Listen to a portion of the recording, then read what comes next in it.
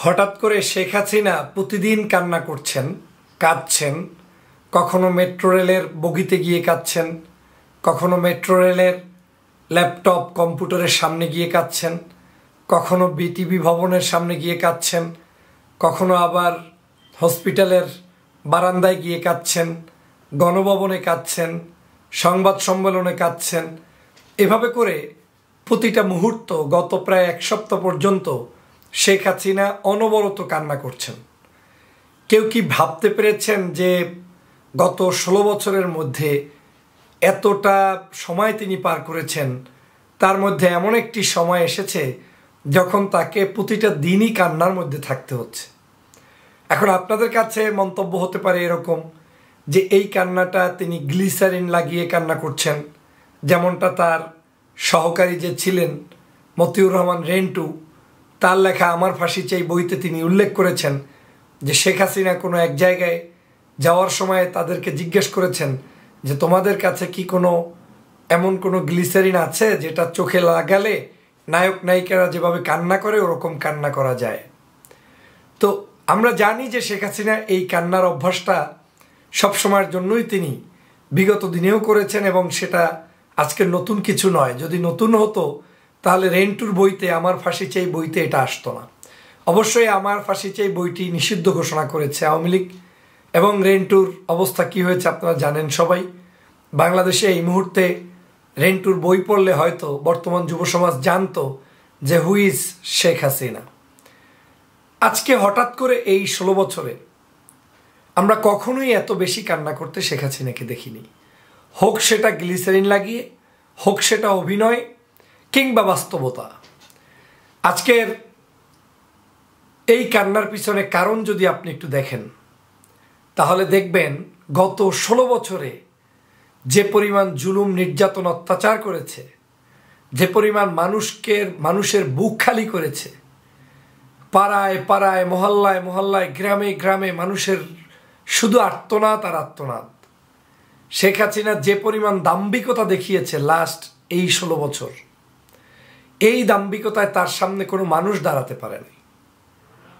কোনো মানুষ না, বাংলাদেশের কোনো ব্যক্তিকে তিনি কোনো পাত্তায় ঘোনেন নাই। দেশনেত্রী বেগম খালেদা জিয়ার মতো একজন সফল 3 বারের সাবেক প্রধানমন্ত্রী, যিনি গণতন্ত্রের মানুষ কন্যা, যিনি বাংলাদেশের মানুষের কাছে একজন নারী প্রধানমন্ত্রী হিসেবে বাংলাদেশে প্রথম আবির্ভূত হয়েছেন, শহীদ জিয়ার স্ত্রী, তাকে আজকের জেলের মধ্যে বন্দি রেখেছে এই ফ্যাসিবাদী শেখ হাসিনা। আজকের বাংলাদেশের সিংহভাগ মানুষ মনে করে, 90-95% মানুষ মনে করে শাহবাগ তৈরি করে যে আলেমদেরকে তিনি ফাঁসি দিয়েছেন, ইসলামিক নাগরিকদেরকে যে ফাঁসি দিয়েছেন, এই ফাঁসির প্রতিটি রক্ত, এরপরে তাদের চোখের পানি, এটা কোনোদিন বৃথা যেতে পারে না।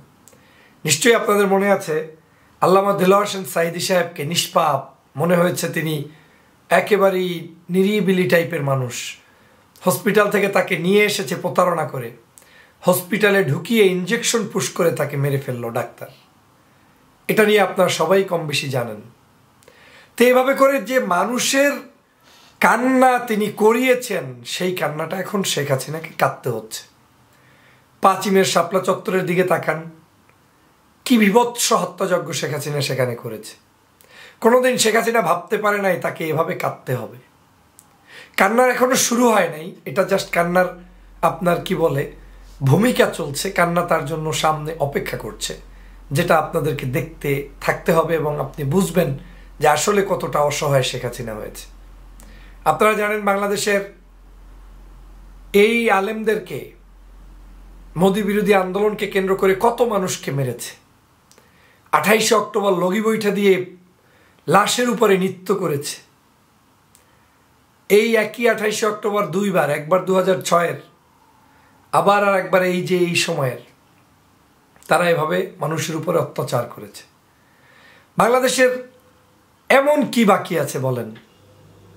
57 জন সেনা অফিসারকে হত্যা করেছে, তাদের বিধবা স্ত্রী, সন্তান, আত্মীয় স্বজন, তাদের চোখের পানি আজকের শেখ হাসিনাকে কান্না করাচ্ছে শেখ হাসিনাকে এজন্যই যে আজকের এই মুহূর্তে বাংলাদেশে শিক্ষার্থী যারা নিষ্পাপ নিষ্প্রাণ, 10 বছর, 9 বছর, 12 বছর, শিশু জানলার পাশে দাঁড়িয়েছে, নাকের ভিতর থেকে চোখের ভিতর থেকে গুলি ঢুকছে, মাথা থেকে পিছন থেকে বের হয়ে মৃত্যুর কোলে ঢুলে পড়েছে।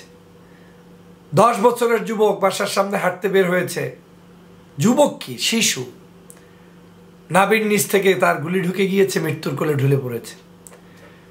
বাবা তার সন্তানকে নিয়ে রাস্তায় হাঁটতে বের হয়েছে, বাবা গুলিবিদ্ধ হয়েছে, সন্তান বেঁচে আছে।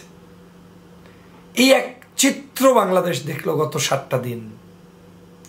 তো এই জায়গার যত দুঃখী মানুষ, তাদের কান্নার পানি শেখ হাসিনাকে আজকে কাঁদাচ্ছে।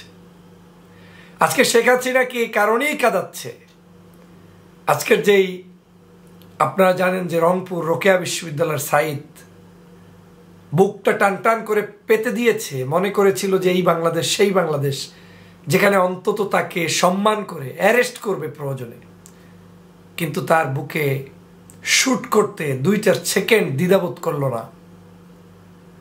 এভাবে করে আপনি যদি দেখেন, লাইট বন্ধ করে, কারেন্ট বন্ধ করে, ইন্টারনেট বন্ধ করে সমগ্র দেশে কত হাজার মানুষ হত্যা করেছে, তার তো কোনো জবাব সরকার দিচ্ছে না। এমনকি পত্রিকার লেখা 250 বা 200 লাশ, 200-র উপরে, সেই মানুষের সংখ্যাও তো সরকার দিচ্ছে না। কোথায় তাদের জানাজা, কোথায় তাদের দাফন, কারা তার পিতামাতা, কেউ কোনো আওয়াজও তুলতে পারছে না। প্রবাসী, লক্ষ লক্ষ প্রবাসীরা বাংলাদেশে তার পিতামাতা মারা যাচ্ছে, ভাই বোন আত্মীয় স্বজন মারা যাচ্ছে, ফোন কলে কথা বলতে পারছে না, ইন্টারনেটে যোগাযোগ করতে পারেনি। এখন যতটুকু ইন্টারনেট এসেছে সেই ইন্টারনেটও কোনো গ্রামের বাড়িতে নাই, ওয়াইফাই, তাও আপনি ফোনে কথা বলা যায় না। তার মানে এক বিভীষিকাময় পরিস্থিতির সৃষ্টি করেছে শেখ হাসিনা, আর সে কারণেই শেখ হাসিনাকে কাঁদতে হচ্ছে। শেখ হাসিনার এই কান্নাটা আমার ধারণা মৃত্যুর আগে আর কোনোদিন বন্ধ হবে না। এই কান্নাটা অভিনয় করুক, সামনে এসে জাতির কাছে ক্ষমা চেয়ে কান্না করুক, কিংবা রাতের অন্ধকারে নিজে নিজে একা একা বালিশে কাঁধ দিয়ে তারপরে কান্না করুক, এবং ক্ষমতা হারানোর পরে চূড়ান্ত কান্না করুক, যাই করুক, কান্না তার থাকবে। এই কান্না আর যাবে না। শেখ হাসিনার এই কান্না কোনো তাবিজে, কোনো পীরে, কোনো মাশায়েখে, কোনো দলে, কোনো ব্যক্তিতে, কোনো গোপন তদবিরে আর ভালো করার সুযোগ নেই। কারণ রক্ত ঝরানোর পরে যে কান্না শুরু হয়, এই কান্নাটা কেউ কোনোদিন বন্ধ করতে পারে না। শেখ হাসিনা বাংলাদেশের মানুষের রক্ত ঝরিয়েছে, মানুষের জীবন নাশ করেছে, মানুষের পরিবারগুলোকে ধ্বংস করেছে, একটা রাষ্ট্রের স্বাধীনতা সার্বভৌমত্ব ধ্বংস করে দিয়েছে। অতএব এই শেখ হাসিনাকে কাঁদতেই হবে, এবং আপনাদেরকে জানতেই হবে যে আপনাদের সামনেই শেখ হাসিনা কাঁদতেই থাকবে। এবং আমরা সেই দোয়াই করি, মৃত্যুর আগ পর্যন্ত এই যন্ত্রণাদায়ক কান্নার মধ্যেই শেখ হাসিনার দিনগুলো অতিবাহিত হোক।